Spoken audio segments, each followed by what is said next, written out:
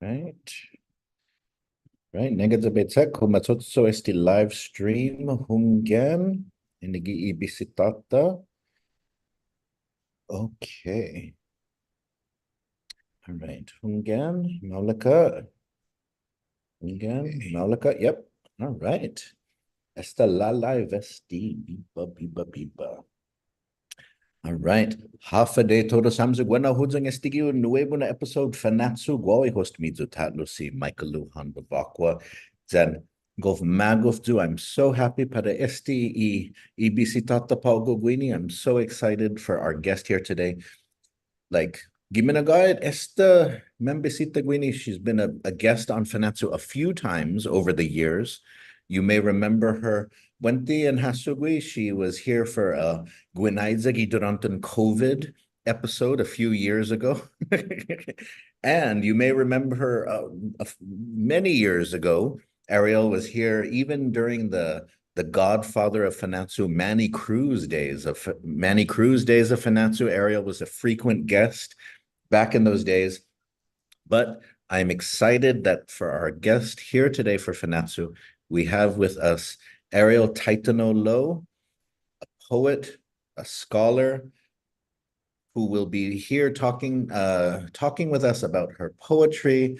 I hope a little bit about her scholarship. You know, she her master's thesis on Chamali identity had one of my favorite titles, Pakakai Patsotmo. You know, shut your mouth, Pakakai Patsotmo. And so, but also she has a book that she has published recently called Ocean Mother. And so we're going to talk about all of these things here today. Naga befanui hamzu finetna so hungan shempri malago hamzu fumahan estino hungan nihita supporti I otru na I luta I otru I titigi tomorrow no. Let's support more writers. Hungan. Again, if you can afford a Netflix subscription, then you can afford to support a Chamorro writer. Hungen, if you can support a Takma or two, then you can support a Chamorro writer. Hungen, absolutely. Here we go. UOG Press, Ocean Mother, Arielle Taitano Lowe. Oh my goodness, Hungen. But we're gonna get to this. We're gonna talk about this. Hunggan, Ariel, gufmaguf tu na gaigi hao tatlu na gi fanatsu, si Zeus masi pudi finatomo. Dito sa asi san magawzo anay huli hagu host para esse na episode pues hutong gay malik na question ginin sinyo miget para esse na podcast. No, si Zeus masi, hogo mas. Now, pari primet na question, Hunggan, for the first question, sa importante estinay sa Chamoru na tauta manyasga gi mega na lugar. Chamorros are all over the world nowadays. Mega na diferentes na experiencias ya. Lots of different experiences and identities. Pues hafe experiencia mo como Chamoru na ko dumangkulo hao gi Islas Marianas. Hafe sengsong mo, hafe familiar mo.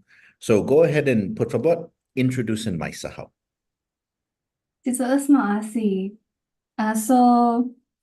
I was born and raised in Guahan, Familian Sablan zu Grini Haget. I'm a Sablan from Agate, Familian Blanco, and Pangolinin, so on my dad's side.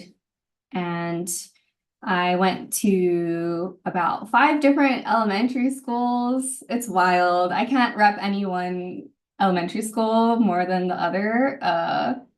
Except maybe Agana Heights Elementary School. Sa mas malik na content eskwela. The Bumblebee song is the best. But I definitely spent most of my life back home in Guam. I left when I was 25 years old to Oahu, Hawaii, to start my PhD. But yeah, and it's fun that you brought up the scholarship I've done. Being Chamali, right? Born and raised in Guam was very interesting, very fun, very challenging, but that has definitely been a big part of my identity. Pakakapatsolmu, right? I think to even have that phrase like shut your mouth. So I definitely grew up in kind of the quintessential 90s Chamorro childhood that I would just guess includes still spending a lot of weekends at the Lansu with Tita Tahu Bihu and all my cousins piling up into the truck, uh, you know, helping with the farming on the weekends, but then also going to school that had a very American education where, still like memorizing US presidents and states and reading a lot of work that you'll find in a quintessential like American English textbook. And yeah, so just kind of that combination, so to say. I'm thinking of like Dr. Robert Underwood and his like speech at the UN about Chamorros being indigenous people. Like, oh yeah, we have like McDonald's and Americanization, but we also still have this like inherent Chamorro culture that we still carry. And so I think I definitely grew up in a time where both cultures were very strong and very present around me. And especially now that I've moved away from home for school, so I appreciate the question of like, was I raised in Guam or in the States, and how that may or may not shape my identity being Chamorro. But yeah, definitely a proud agate girl. I can rep it hard because my grandma, Aurora Sablon Lowe, she used to be the principal of Harriet Truman. And Sinanahu Biha Maria Blanco Sablon, she was also from Agate. And so my great grandpa, Jesus Castro Sablon, was born in Pagan. And so that side of the family, the identity is very strong. Oh, Biba. No, Hungan, it's for me, it's an important question. Sa pudihin na nauhu lokwinay for my own experience, because I grew up on Guam, and then I'm somebody who people think of as being Gof Chamoru Pago, but I was just talking to my own family basically and saying, 30 years ago, if you had asked me, like, what does it mean to be Chamorro? I would have said nothing. I don't know. What does it mean to be Chamorro? Oh, there's some food. Yeah. Buñuelos. That's what it means to be Chamorro. Oh, fafa. It means fafa. That's what it means to be Chamorro. It would have been a very small list of things. So asking about sort of your journey is important because for me, leaving Ireland, living in the States for a while, and then seeing others, and then having others challenge my identity, and then coming back to Guam definitely encouraged me to learn more about what it meant to be Chamorro. Mm-hmm. So that's why I always like to ask people those types of questions, just because you never know what will make you, what will make you feel more or less, or what will make you treasure your roots or want to find your roots. And so Sidus Masi, Arielle put in for sharing more sort of about your own journey as a Chamorro, and for acknowledging your agate roots, for acknowledging, I know, because some people are ashamed of their agate roots, but I'm always proud of those who rep them hard. Just kidding. I remember when they wanted to build that resort down in Agate for like the 10th time. And I think I interviewed my dad about it for an assignment in your class in the Chamorro capstone course. And my dad was like, they can try to build a resort in Agate. Agate's gonna tear that down. So Yeah, and I appreciate that's a really great question, or great thing to reflect on too, right? Of like what kind of like what is your binding moment to your culture? For me, it's definitely always been my grandparents and the relationship that I have to them. That's been the most affirming aspect for sure. Sidus Masi, Sidus Masi. Now let's move to the issue though, sort of, that nowadays you've kind of established yourself as a poet. Mm, Let's what would you say kind of, for me, oftentimes it's a question, um, were you drawn to create poetry or was poetry kind of given to you? That's always for many people, it's this issue like that you're driven to write poetry as a way to express yourself, or that poetry is around you, you hear it, and then that's what brings you to it, and it of course be a combination. Lo Parahogu, sort of what was it that brought you to this path of poetry where you saw it as a way to kind of express yourself or as something that was going to be part of you in the world? Because as you know, poetry has been a part of Chamorro life going back millennia. And so Hagunai un nalalala esti un tsutsuli esti motna, you continue this tradition. So what got you started in this? oh, malak na question, right? Hafa itinituhan. Where did this begin? And I have a feeling I'll circle back to different starting points. Because initially, I would say the most obvious starting point might be when I was in high school. So I was a George Washington High School student, home of the Gecko Warriors, and Hutsuli i class poema at creative na tinigi ginin as Keisha Borja Kichichu. So when and now now going by Dr. Keisha Borja Kichichu Calvo, Miss BQ for me at the time. When Miss BQ taught creative writing and I took her class, it was my senior year. I had kind of already started to consider if I wanted to teach English literature.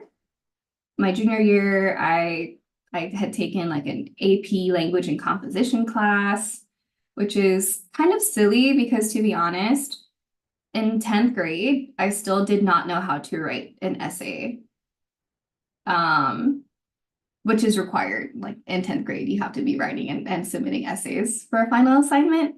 I think we did a poetry book, but there was just I just want to emphasize such a drastic change in my relationship to poetry and writing from before and after I took Keisha's class, my senior year of high school. And what Keisha did differently was she taught poetry by a variety of Pacific Islander poets. I remember a poem she taught by Anghit Hoppy Cruz titled Madzamak, and it was about her Chamorro being Madzamak, and she's like asking like Gweleds and Gwelula, can you understand me if I'm speaking in English? And that was kind of a big moment for me, even to see a couple other poets from Hawaii. I think we read Julian Uggen in that class too. The Mango Trees Already Know, and the essay, The Ocean, I think it's called The Ocean Within Us. Those were really impactful moments for me, I think, because I had just found the power of writing my junior year in a very like formal European kind of, I'm going to use all of my AP vocabulary words like paragon or veracity or whatever. I don't know if that's a real word, but it's probably not. But just these really like, I don't know, words people don't really use every day, but you're reading classical literature. And so I feel like, wow, I'm finally having some kind of command of language in this traditional European American form. And I'm writing essays and so forth. But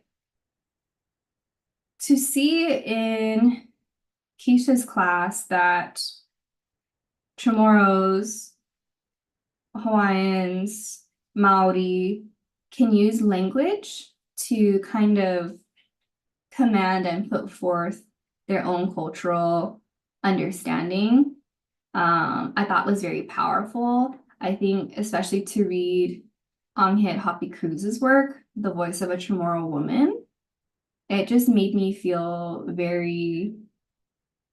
I just felt such a strong pull to it. I was like, I just felt so moved and started doing free writes. Keisha showed us some spoken word poetry that really comes out of the genealogy of like Youth Speaks in Chicago and then the Bay Area.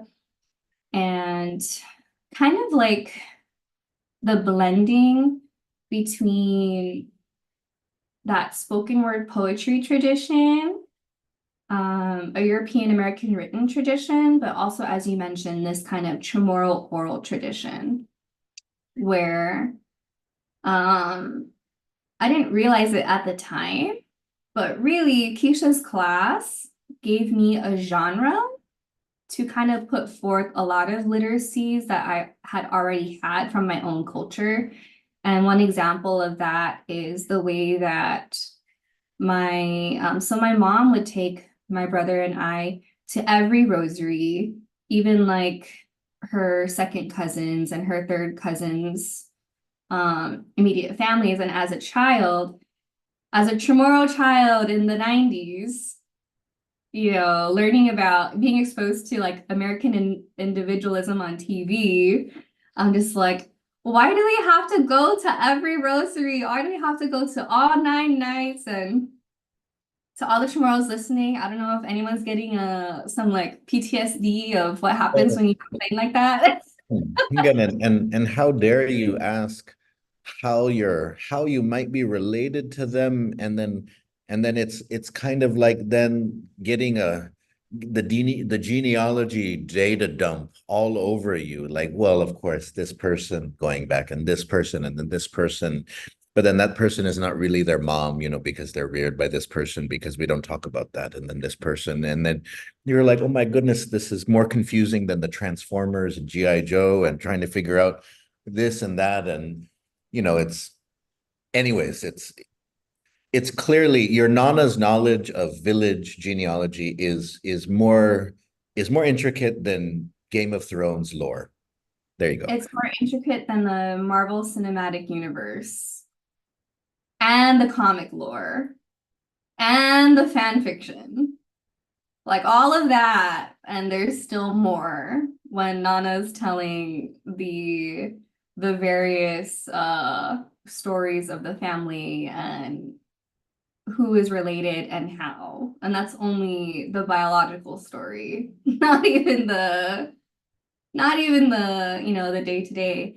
And so really, like, again, like that moment for me, hearing from Keisha, like, oh, this is a form that I like, that I just genuinely enjoy, like free writing. And I've always kind of been, in terms of what's been given to me and what I've learned, I've always kind of like inherently been one to question, like, why do we do things this way?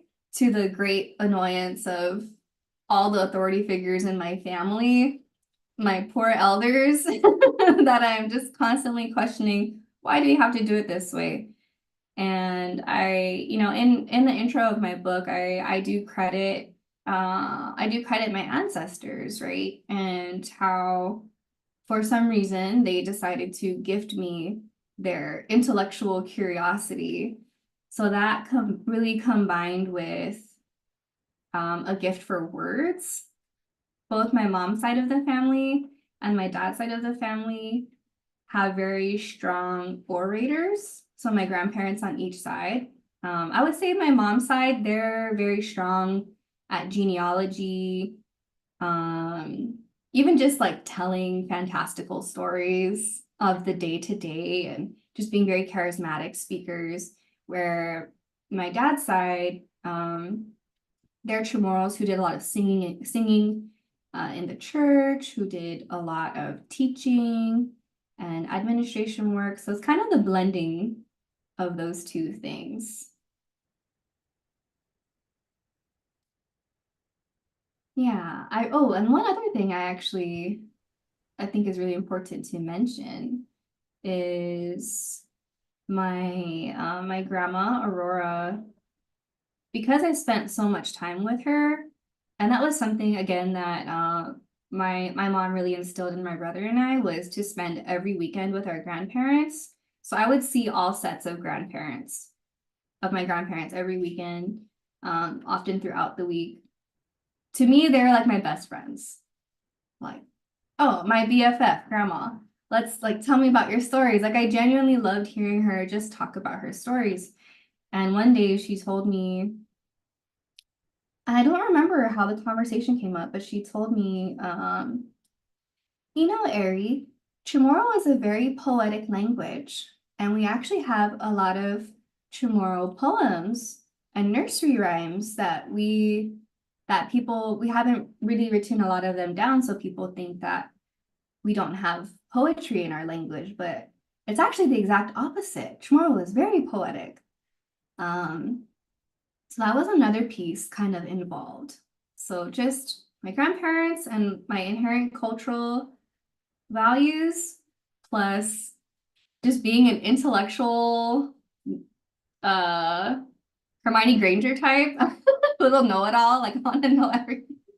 Combined with just learning new genres, and that I don't have to write a Shakespearean sonnet to talk about growing up in Agate. And no, not to say you shouldn't. I bet that would be fun, but it's just for me, free verse just kind of made more sense, and maybe in some ways reflected more of our genealogy kind of practice in Chamorro. No, Sidus Mase. I think when you were describing what Keisha, then a not yet doctor, but now of course Dr. Dr. Keisha at the University of Guam and Chamorro studies there. What she was doing is so important because it's such a commonsensical approach to teaching, right? But you have to get past all of the colonial stuff that has been built up over so many generations, that this is how you're supposed to learn to do something, right? That you have to learn Shakespeare. You have to learn this. This is good writing. This is how you learn how to write. This is how you learn how to think. But when you think about it, not necessarily, right? No, this is a way to do it. And yes, maybe there was a bunch of people who all suspiciously had the same skin tone, and maybe a lot of them were dudes, and maybe a lot of them all lived in the same place, and they all agreed and said this was the greatest thing ever. But was that really everybody, or was that even most people? And no. Who says that this is the best way? Who says this is the only way? And so when you think about it, no, there's so many ways to teach writing, teach thinking, teach connecting, teach kids how to care and express and then believe in something, right? And this just goes to the larger point about kind of the struggle in education on Guam, is that I feel like so much of it just has to do with you're trying to kind of work with tools that remain built for somebody else's world. And so you're still trying to basically teach kids that are born in the islands, that live in the islands, that they are supposed to be inspired and care for the lives bequeathed by the founding fathers way over there. And it's like, so, but I'm so grateful for people such as Keisha who have kind of inspired those like yourself and so many of her other students that like you can think outside this and you can create outside this. And it shows that when you do that, you create students that progress far beyond, that see sort of the value of local education, of localizing education, and so on. And so thank you so much for sharing that. And to your point, though, because you were mentioning how Keisha was sharing Pacific authors, I wanted to ask you, who are some of the writers that you might recommend? Chamorro writers, Micronesian writers, Pacific writers, but I also know that you have been connecting with other indigenous authors across the United States. And so not to, because I don't want to put you in a place where you're going to hurt somebody's feelings because they don't get mentioned. They're going to be like, oh my goodness, Arielle was on a podcast. Look, you mentioned I put now notes and suli for you, but if you can just think who are some people that you might recommend that those who are looking for somebody to read, for things to read, especially when we think about how nowadays you've got places like UOG Press that are putting out a lot of local literature, they're supporting local authors. But if you think about just a generation ago, 2 generations ago, there was no Chamorro, there was almost no Chamorro books out there.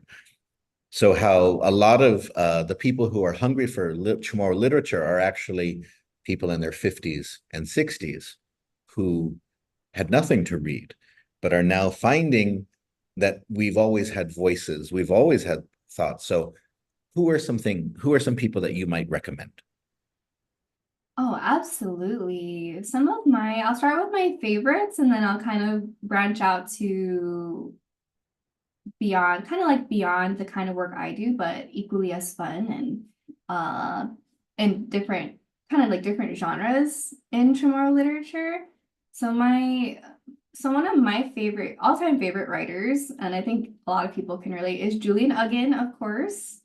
I feel weird to recommend Julian Uggen because I'm sure like everyone who's tuning in has heard of Julian by now. But I think for those who haven't, yeah, Julian's work, both Julian's essays, poetry, Julian's book, Properties of Perpetual Light, I think is a fantastic and necessary Chamorro literary text and literary author to have. Kathy Jetnell Kitchener is amazing. All of her spoken word videos, her book, Yep Jaltuk, I don't know if I'm pronouncing that correctly, Poems from a Marshallese Daughter, is like super excellent. Of course, I have like the books with me right next to me. Indigenous Literatures from Micronesia is like super sick. Dr. Evelyn Flores and Emilita Keeling edited the book. Emilita Keeling also has a book called My Uros. She's a Pohnpeian poet. And someone really fun, and who I would describe as really fun and hip to read, is Johanna Salinas, who I saw as one of the FestPac delegates for literary arts. And I would recommend Johanna's work because her work is just so like fresh and fun. And I consider like my work to be very I'm a little predictable as a writer, in my opinion. Like I have a very distinct voice, and it's like floral, poetry, family, environment. With Johanna, the fun part is I never know what I'm gonna get when I read Johanna's work. Like a teen drama, like a Chamorro High School teen drama. Like it's so fun. I think fiction is so powerful, and I wish I could write more fiction, but I think I just enjoy consuming it. Some of my favorite writers in Hawaii include Brandy Nalani McDougall. And I think her work and my work are a little more similar in terms of really using poetry as a vessel to carry ancestral wisdom and to use it as a means to connect the next generation with cultural knowledge from those who came before us. No'u is an amazing Oiwi poet. Her collection, Ask the Brindled, covers like a queer Oiwi poet's perspective and uses like the mo'o, like the lizard deity of Hawaii, as this like image throughout the book that is super cool. And those are just some at the top of my head. Beyond the Pacific, I'm a really big fan of Kinsale Drake. She is a Dene or Navajo Nation poet. She is definitely the poet of Gen Z, in my opinion, nationally. And not only does she write from her perspective, being Dene, growing up in Navajo country, but she also really uplifts the work of other poets. So even in the Pacific, she's always looking to collaborate. She has this cool organization called Indian Girls Book Club that gives away free care packages of books to Native youth. And yeah, those are some of my favorite writers. Biba. No, Sidus Mossy, and I appreciate your shout out to Johanna Salinas just because she writes, as she says, Chamorro Chiclet. And so I'm always telling her, that she needs to, she's in a writing group with me that UOG Press organizes. And so one of our goals is that everyone in the writing group submit something to UOG Press this year for publication. And so hopefully she's going to submit something from her Chicklet series for that. But no, Sidus Masi for that. And yeah, I love that anthology series, the Micronesian Literatures one. So much good stuff in there. And then Dr. Evelyn is working on the new series, which is Chamorro focused. She's working on a new series, a Chamorro anthology series. I'm excited for that one to come out in the next few years. Now, I wanted to actually, so let's switch gears now to a little bit. We've been talking about poetry, and of course, poetry definitely can be scholarly, but let's take a explicit scholarly turn and talk about Pakakai Patsotmu Put Fabot. And so I was I was going back through my phone archives and Husod de Estina Litrotu. And so from your thesis defense. This was such a moment. This defense was, to this day, the most intense thing I've done. I'll get back to everybody after the dissertation, but but so put forward, go ahead and tell us just about and I imagine that most people watching or listening might know what Chamaule means, but some might not. So just tell us what you mean by Chamaule, and tell us what your thesis was about.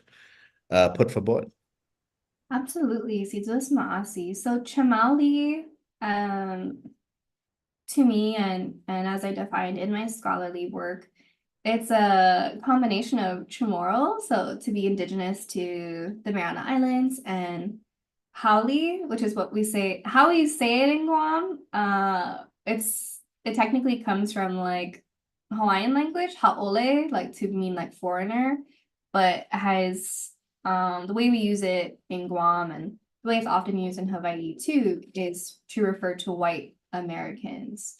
And so what I share in my research, Pakakapatsotmu, is that I had to discover for myself, like, what does it mean to be, like, what is Chamorro, first of all, and then what is Haole?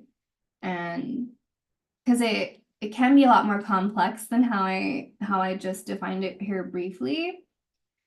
But it took a long time, for example, for me to understand that Haole in Guam is specifically for white Americans and also refers to a pattern of behavior that we associate with white bodies in Guam.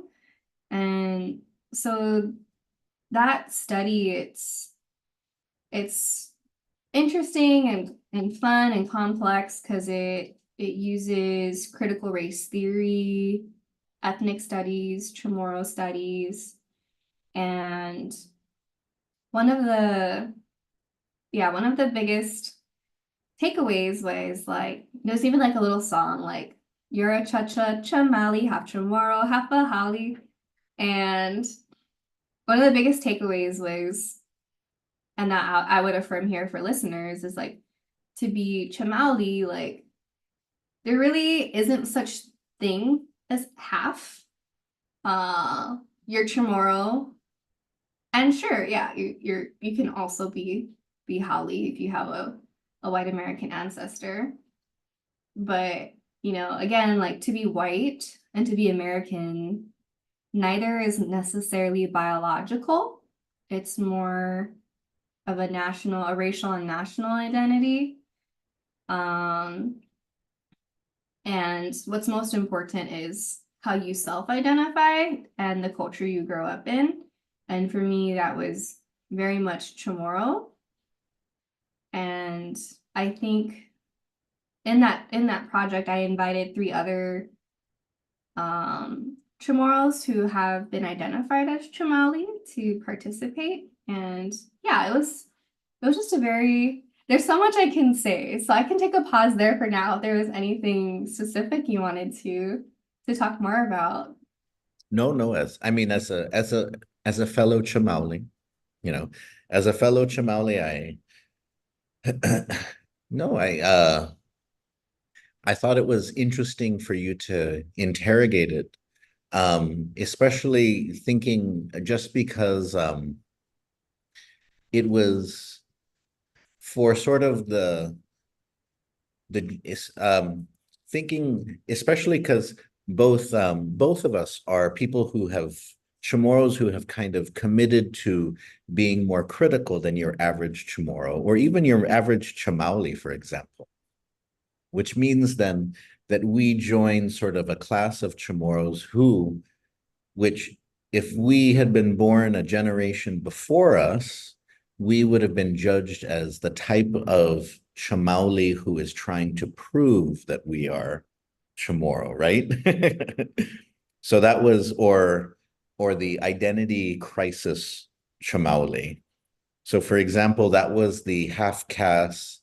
So what was interesting was like when I was reading your thesis and then at your defense, like I remember thinking about like Dr. Laura Souder, for example, and then even Robert Underwood and Chris Perez Howard. Well, so Robert Underwood isn't technically Chamauli, but people thought of him as Chamauli, even though he's not.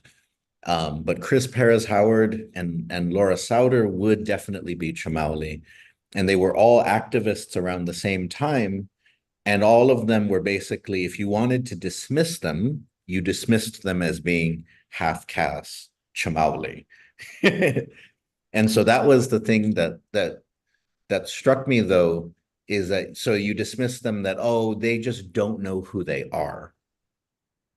And so go ahead.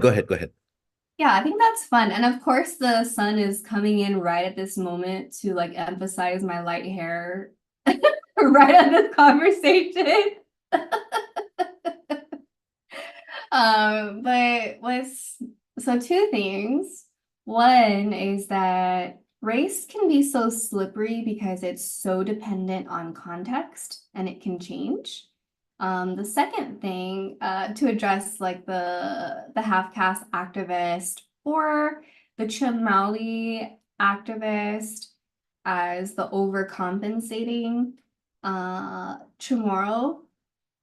You know, what's kind of beautiful to think about is, and I'm thinking about the participants in the study I conducted and the poetry that they've written, because they're also poets. You really wouldn't have that identity crisis. Like, you really wouldn't have that struggle of like identity ambiguity or that pain of being excluded if you didn't have this like extremely strong love for your culture to begin with. So if you think about it, to be Chamorro and to be white coded in Guam, if that causes you pain, it's because you love Chamorro culture so deeply and because you feel such a sense of belonging. Because, and I think it's kind of silly to say that someone being mixed race only advocates for indigenous rights because they're trying to overcompensate. I think that's incorrect, because if you take away the white American identity, I'll just speak for myself. If you took away like my white American identity, yo, you'd have like the most chad like version of me that ever existed. Like, believe me, this part white thing going on is probably like muting how extra I really can be, if anything. That's my that's my stance on it. And it's funny, so to go back to my first point of race being very context specific, what I found interesting moving to Hawaii is I'm more easily coded as an islander here. Maybe not in this lighting right now, but generally. And I think it's because about 20% of the population here is white, like single racial, like the bubble for when you fill out your race and they would just fill out white, like 20% of the population. And relative race is relative. So here, I am not the whitest person that people see. And it's also very common to have Native Hawaiians who are mixed with white, Chinese, Filipino. And so I am more racially comfortable in Hawaii, which is not the experience for everybody. I do not want to like misconstrue Hawaii as a racial paradise, because it's definitely not. But I have less pushback here when I say I'm Chamorro, even in front of other Chamorros, where in Guam, it's more an everyday experience that I have someone telling me, like, oh, are you like stationed here? Or like, oh, are you just coming off the base? And Oh, because can you get me a cake at the commissary, fam? I wish I never even had base privileges, but but in Guam, right? Because less than 5% of the population is white. In Guam, I am the whitest body that some Chamorros have ever seen. Where in Hawaii, people actually see like the bleach blonde, the blue eyes, the extremely pale, like no melanin. I can get away with like not putting sunblock on like my legs and I'll be fine. Oh yeah, you get sort of the ivory, the paint swatch white. Yes, You get yes. you get the many shades of You get like the Aryan passing. You get Aryan traits. I'm a non-Aryan white descendant over here. But it's really interesting, and like you mentioned, to be in a setting in the States and be you're to be racially coded as brown or racially coded as other. Typically for Chamorros, we're coded as like Hispanic or Puerto Rican, just some kind of like strange. They know you're not. They look at me, they would probably look at us and be like, are you guys from like Puerto Rico? Or it's kind of interesting. So it does, yeah, race changes. And I think there definitely could be a connection between that desire for sense of belonging and being mixed race. I'm not gonna cancel out that possibility, but I think it's more important to look at like what is the beauty of caring so much, and what deeper healing process does the experience of Chamali's kind of reflect back onto us as a people? Like, how has whiteness in Guam and around Chamorros caused harm? Why do we have such an aversion to whiteness and to white bodies? And it's because there's a colonial history tied to white supremacy. We cannot trust white bodies because of what whiteness represents in Guam, which can represent the US, it can represent settler militarization, it can represent someone who has more power, who just has more power than you. People always assume I graduated from academy, and I'm like, I graduated from GW. Is it because I have light skin and therefore I must have more money and my parents must have afforded to send me to academy? So it's interesting. But again, the reflection, right? For a Chamorro to look at me and assume I have more resources, what does that say about whiteness in Guam? Does that mean, white bodies tend to have more resources? Isn't that strange in an island that is, in terms of like heritage and history, has been inhabited by Chamorros for the longest amount of time out of anyone else? So that's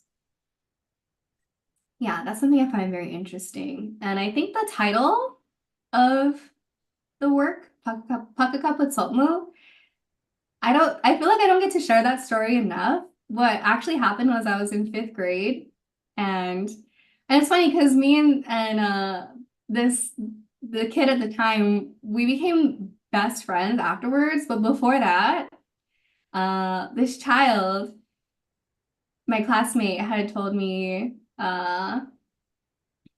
you're just a white girl, or like you're a stupid haole. And I remember like crying to my Nino, Alan Pinalla. This is like my dad's party, like every Friday we go to Nino's house, Dad and Nino drink Miller Lite till like 2 a.m. And I just get to sit and just like eavesdrop on all their stories. And this one night I'm just sharing like with my Nino, some kid at school said that I'm just a stupid haole or a stupid white girl and this and that. And he's like, you know what you tell them? Tell them, "Pakakapatsok mo, baboy howl." And he's like, I mean, shut your mouth, you pig. And it was helpful. It was kind of it kind of became this rite of passage where once and I think my word of choice was Satpagu, how I was like, nah, let's call him Satpagu instead of Baboy. I don't know what's better or worse. I was 5th grade.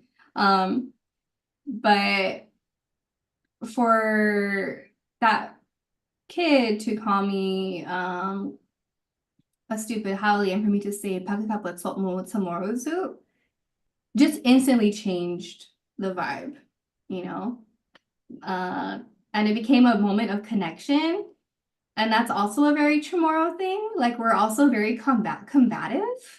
I think it comes from being our warrior, our warrior ancestry and village versus village, clan versus clan. But there's a kind of community buy-in when you can defend yourself in your own language to your own people, and for them to say, okay, you are one of us. Come in and come to the table. Like you do belong here. Oh, Sidus Monsi for sharing that story, We actually have we've actually had lots of people tuning in and lots of people commenting and discussing Dispensazo, and we actually probably won't get much time to for those comments and for those questions. Because I want to give a chance for you to talk specifically about your book, Ocean Mother. But before, this is a rite of passage on Fanachu. Just because KUAM News interviews any, if you're out there in the cultural world, KUAM, see Joanne Satfris, or somebody else, they reach out to you and they say, we want you in the cultural club. And so I know that they reached out to you because you have your book coming out. And so let's check that out real fast. And then I want to hear more about sort of what people can expect from this book. Culture Club, brought to you by Hanum, the freshest bottled water made in Guam. Today, my name is Arielle Taitano Lowe. I am a poet. I am also a PhD student in English at University of Hawaii at Manoa, and I'm a UOG alumna.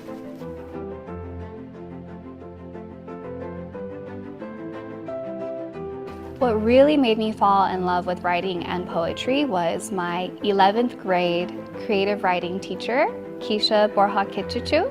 Keisha really encouraged us to use creative writing as a way to empower ourselves. I really sit with questions of cultural identity, and writing has been the place where I can get myself to the other side.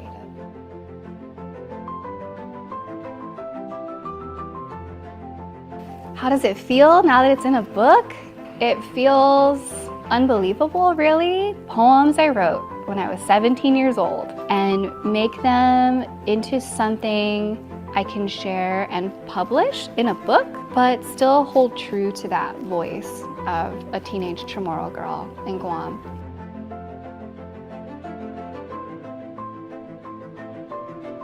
I think that it's extremely important for us to not just preserve, but actively practice and pass down our culture. I firmly believe that returning to our culture gives us such a unique lens into what works for us. These are things that our ancestors did for thousands of years. Hafade, I'm Arielle Taitano Lowe, and I'm proud to be part of KUAM's Culture Club. Culture Club, brought to you by Hanum, the freshest bottled. Biba. So tell us about Ocean Mother, por favor. Pizzalas maasi. So esti leploku. Ocean. I can't wait to get a copy. Mungen. Anantasi Chamoru, and the cover art is done by Art by Sierra. She's a Chamorro artist based in Washington State. And so Ocean Mother, what you can expect is this book really does follow the journey of a teenage Chamorro girl emerging into young adulthood. I really kind of worked with my editor, Verna Zafra Casala, to keep several spoken word poems in this collection. So you can expect to see several poems that I actually wrote as a teenager, which is pretty unique to find in the world of publishing. And I think because I specifically worked with UOG Press and with Verna, we were able to keep the integrity of the spoken word poems, but also make them or give an iteration of them that is accessible in print as well. Alongside the spoken word poems are poems about my travels. So it's broken up into sections, origins, really referring to my family, how I grew up, where my starting place was on this really what is a journey of healing. Taking flight, leaving home, finding opportunities to travel, and returning home is the last section, which really reflects different kinds of return. It's a literal my return to Guam after leaving for my PhD at the height of COVID. It's fun that we mentioned the podcast we did on Fanachu for was it Gwinaiza Gitiampun Corona, because one of the poems, there's a poem called Introspection in the book that was written during that time, and it really was about how much time we suddenly had. At least for those of us without children, let's be honest, people who had children during COVID, I'm so sorry, they had no time. But as a childless college student, for the first time, there was all this time on my hands, and a lot of memories came up, and I was moving to a new place, and it kind of became a journey of what kind of life do I want to create for myself? What kind of ancestor do I want to be? And how returning home for me is about reclamation, like reclaiming my native language, reclaiming my sovereignty as a woman. Like in decolonial love, I talk about the importance of choosing a partner who is going to support you and the dreams of your ancestors. What does that look like? The return of land, the return of water, mentioning how militarization is taking from our land, is clearing limestone forests, is poisoning our water. What does returning home look like when home has been altered so much?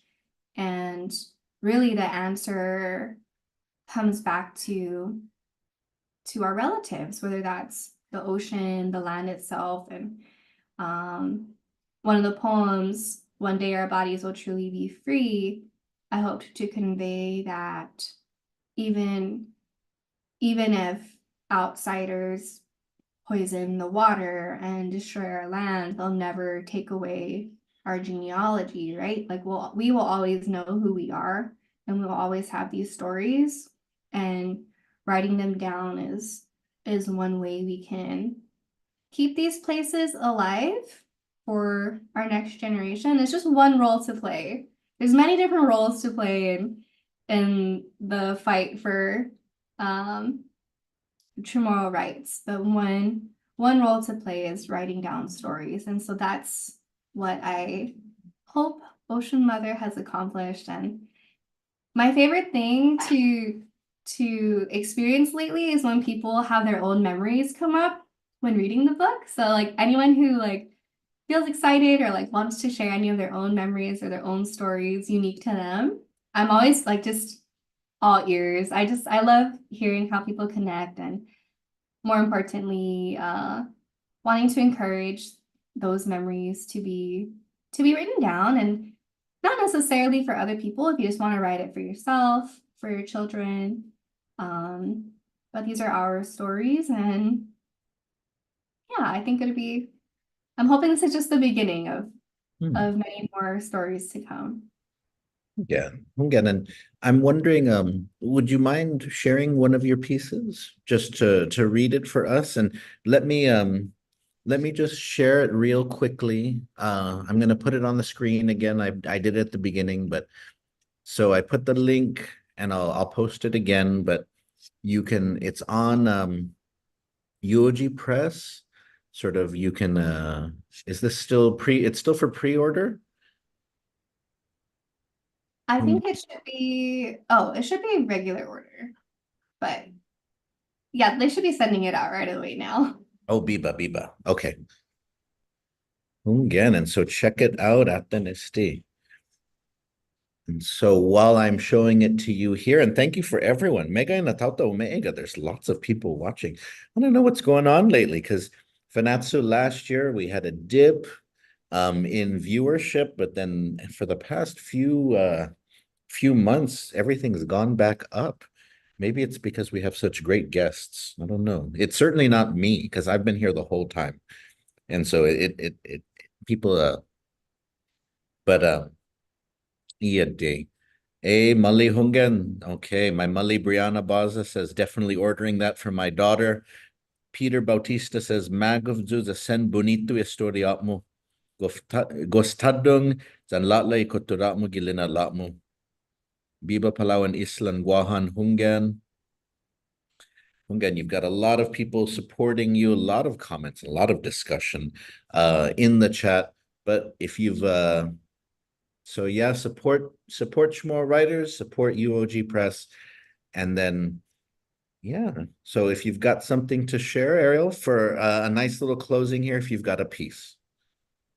Sure thing. And si todos maasi todo hamzu pares potemitu. This poem that I'll read today is titled Johnny Atulai. It's about my grandpa. This is a found poem. So if you were to Google Johnny Atulai, this poem comes from the different articles on him that will pop up. From Johnny Atulai in Pacific Daily News, the Guam Daily Post, and Pacific News Center. 2012. Fisherman John Taitano, better known as Johnny Atulai, says he's retiring after he was arrested and accused of illegally fishing yesterday. Harbor Master states Port Authority and fishing community can coexist in the marina. Atulai or mackerel pile up in a trash bin. Port Authority of Guam removed the fish from nets belonging to fisherman Johnny Atulai Taitano. Hagatnya Boat Basin. Johnny Atulai and his group of friends spotted a school of Atulai in the area. 700 pounds of Atulai scad mackerel confiscated. Why is something so important to Chamorro culture deemed illegal? Port officials had been trying to clean the 2 nets that were filled with fish more than 2 hours, still cleaning it. Taitano offered to help clean the nets so it could take way less time, port officials said, against protocol. 1977, law restricting the use of fishing nets at the boat basin. Senator Benito Palomo. 1982, Senator Tommy Tanaka changed the law to allow cast nets, other restrictions in place. Taitano, fishing for 67 years before there was a boat basin, had to change his techniques as the rules have changed. Net fishing, surround nets prohibited by law, that's all there is to it. Only an issue when the Atulai are running July and November each year. Atulai season catches Atulai using a net called a chinchulu, which can catch a ton of fish or more, or using a tekin, a net that is 6 feet deep. Atulai are bait fish, but at Guam's shores, considered a delicacy. He recently acquired a 600-foot-long net, which cost $32,000.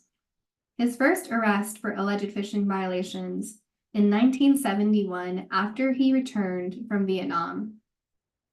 2018, Johnny Atulai Taitano just wants to fish. In the last 60 years, he's been arrested 38 times. No one has a problem with Chamorro fishing rights. Senator Will Castro, R. Barragata. Another run-in, Port Authority of Guam Police. They're confiscating the fish, the nets, the boats. It's sad. I'm a fisherman. Taitano, 73, nicknamed Johnny Atulai, concerned that large amounts of fish being caught using non-traditional fishing methods then sold. Complaints by other fishermen, envious of his ability and experience. Costly fishing gear. Not concerned about overfishing of Atulai, an abundant species. I cannot stand on that side. I cannot turn a blind eye to people selling it. Senator Will Castro, R. Barragata. Manny Dueñas, president of the Guam Fishermen's Cooperative Association. It doesn't make sense that fishermen using nets are prohibited by Guam law from selling their catch.